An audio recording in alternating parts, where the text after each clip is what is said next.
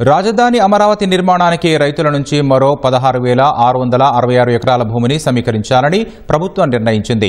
తుళ్లూరు, అమరావతి మండలాల పరిధిలోని 7 గ్రామాలకు చెందిన రైతుల నుంచి భూ సమీకరణ చేయాలన్న ప్రతిపాదనకు రాష్ట్ర మంత్రివర్గం ఆమోదం తెలిపింది. 2,500 ఎకరాల్లో అంతర్జాతీయ క్రీడానగరం, Amaravati inner ring road, railway station, railway track నిర్మాణానికి ఈ భూమిని ప్రభుత్వం సమీకరిస్తోంది. రాజధాని అమరావతి విస్తరణలో భాగంగా మలిదశ భూ సమీకరణకు ప్రభుత్వం చర్యలు చేపట్టింది. మొత్తం 20,494 ఎకరాల భూమిని అందుబాటులోకి తీసుకొచ్చేందుకు చర్యలు చేపట్టింది.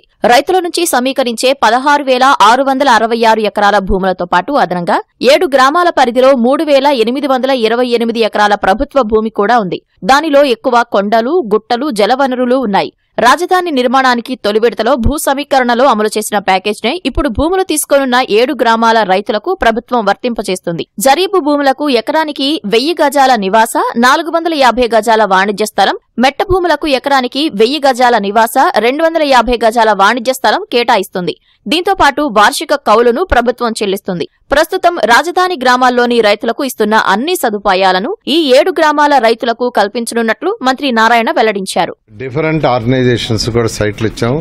దాదాపు వాళ్ళందరూ యాక్చువల్గా ఆల్మోస్ట్ గ్రౌండ్ చేస్తున్నారు 1 by 1. కొన్ని అయితే యూనివర్సిటీలు ఆల్రెడీ అయినాయి.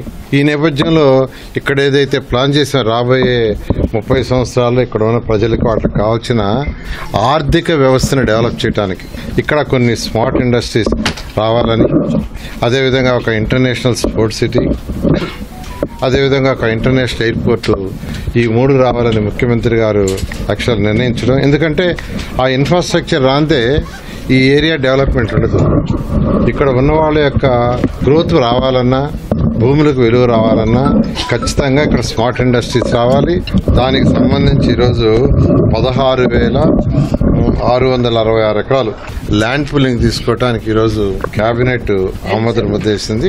ఇది కాకుండా గవర్నమెంట్ ల్యాండ్ యాక్చువల్గా 3,808 ఎకరాలు ఉంది. అమరావతిలో 5,000 ఎకరాల్లో అంతర్జాతీయ విమానాశ్రయంతో పాటు కాలుష్య రహిత పరిశ్రమల కోసం స్మార్ట్ ఇండస్ట్రీస్ జోన్ ఏర్పాటు చేయాలని ప్రభుత్వం నిర్ణయించింది.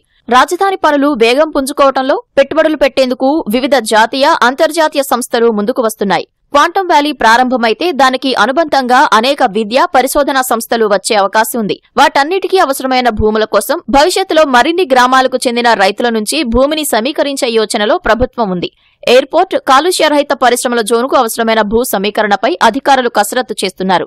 దీనిపై త్వరలో మరింత స్పష్టత రానుంది. భవిష్యత్తులో ఒలింపిక్స్ నిర్వహించేందుకు పోటీ పడే స్థాయిలో 2,500 ఎకరాల్లో స్పోర్ట్స్ సిటీని నిర్మించనున్నారు. 217 చదరపు కిలోమీటర్ల పరిధిలో రాజధాని నిర్మాణ పనులు వేగంగా జరుగుతున్నాయి. కేంద్ర ప్రభుత్వ సంస్థలు, బ్యాంకులు, యూనివర్సిటీలు, స్కూల్స్, హోటళ్లు, ఇతర సంస్థలకు రాజధానిలో ఇప్పటికే స్థలాలు కేటాయించారు. ఒకరి తర్వాత ఒకరుగా అందరూ పనులు ప్రారంభిస్తున్నారు. ప్రజలకు కావాల్సిన ఆర్థిక వ్యవస్థను అభివృద్ది చేసేందుకు స్మార్ట్ ఇండస్ట్రీస్, ఇంటర్నేషనల్ ఎయిర్పోర్ట్, అంతర్జాతీయ స్పోర్ట్స్ సిటీ వంటివి కావాలి. వాటి కోసం మరికొంత భూమి తీసుకునే దిశగా ప్రభుత్వం ప్రణాళికలు సిద్ధం చేస్తోంది. గతంలో ఏదైతే జీవో ఇచ్చో అదే జీవో ప్రకారం యాన్యుటీ కానీ, ల్యాండ్ రేషియో కానీ ఎవ్రీథింగ్ డిటో అలాగనే పడుతుంది. ఇమ్మీడియట్ గా ఇంటర్నేషనల్ స్పోర్ట్స్ సిటీకి, రైల్వే ట్రాక్ కి, ఇన్నర్ రింగ్ రోడ్ ఏదైతే వస్తుందో ఆ ఏరియాలో ఈ ల్యాండ్ ఇచ్చి తీసుకున్నాం.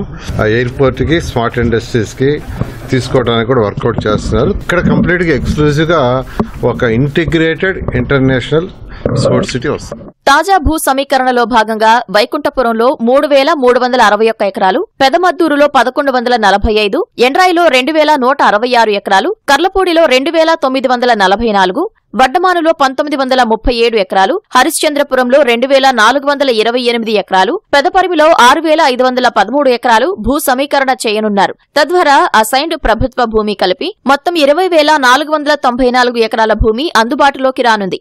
వీటిలో వడ్డమాను, హరిశ్చంద్రపురం, పెదపరిమి గుంటూరు జిల్లాలోని తుళ్లూరు మండలంలోనూ, వైకుంఠపురం, పెదమద్దూరు, ఎండ్రాయి, కర్లపూడి గ్రామాలు పల్నాడు జిల్లా అమరావతి మండలంలో ఉన్నాయి.